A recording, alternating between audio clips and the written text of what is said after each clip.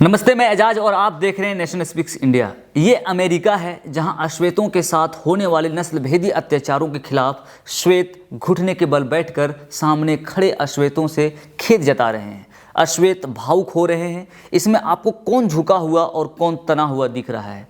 आपसी सौहार्द का बेहतरीन नमूना यही है और यही तो होता है एक सभ्य समाज में।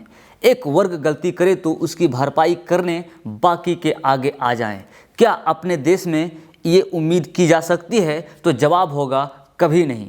आज ट्विटर पर एक वीडियो क्लिप वायरल हो रहा है जिसमें से देखा जा सकता है कि एक पुलिस अधिकारी प्रेसिडेंट डोनाल्ड ट्रंप को कह रहे हैं कि अगर आपके पास कुछ कहने के लिए रचनात्मक नहीं है तो आप अपना मुंह बंद रखिए। क्या अपने देश में ये उम्मीद की जा सकती है? तो इसका भी जवाब शायद होगा नहीं। और इन नहीं के पीछे कारण यह है कि हमने कभी भी अपने डेमोक्रेसी को समझा नहीं, संवैधानिक मूल्यों को सरकार द्वारा छेड़छाड़ को बर्दाश्त किया और कॉम्प्रोमाइज़ किया। सरकार और ये ब्राह्मणवादी मीडिया हमें और आपको हिंदू, मुस्लिम और जाति के नाम पर बांटते रही और हम बढ़ते रहे। उसी का नतीजा यह है कि आज हर रोज़ किसी न किसी मुस्लिम को धर्म के आधार पर मार दिया जाता है। SC, ST और OBC को बड़े जातियों द्वारा मार दिया जाता है और उस पर सरकार के द्वारा कार्रवाई भी नहीं की जाती है। यहाँ तक कि भाजपा के MP जयंत सिन्हा जैसे लोग हत्यारे को माला पहनाकर स्वागत करते हैं और भाजपा के नेता कपिल मिश्रा और तजिंदर पाल सिंह बग्गा जैसे लोग दलित, काले और पीड़ित लोगों को ही दोषी और कसूरवार के तौर पर पेश करने की कोशिश करते हैं।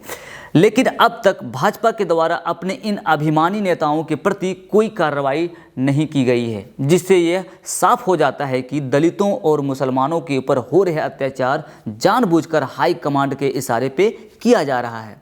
कल ही सोशल मीडिया के हर प्लेटफॉर्म पर कानपुर के गणेश शंकर विद्यार्थी मेडिकल कॉलेज की प्रिंसिपल डॉक्टर आरती लाल चांदनी की एक वीडियो क्लिप वायरल हो रहा है जिसमें वो कह रही है कि ये तबलीगी जमात वाले फर्जी हैं।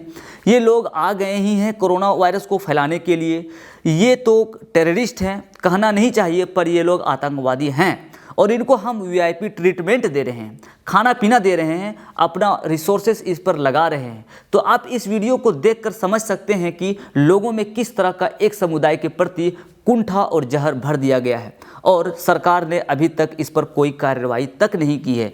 तो आप ही बताइए, हम कैसे अमेरिका जैसे सुपर पावर सभ्य समाज का निर्माण कर सकते हैं जहां पीड़ितों को न्याय नहीं मिल रहा हो, उल्टे उस पर हिंसा का आरोप लगाया जा रहा है। इसी तरह पत्रकार प्रशांत कनौजिया ने एक विजुअल ट्वीट किया जिसमें से देखा जा सकता है कि उत्तर प्रदेश के इलाहाबाद के हंडिया में ब्रह्मदेव मिश्रा और उनके परिवार ने मिलकर एक दलित पर जानलेवा हमला किया। थाने में शिकायत की तो फिर हमला किया गया।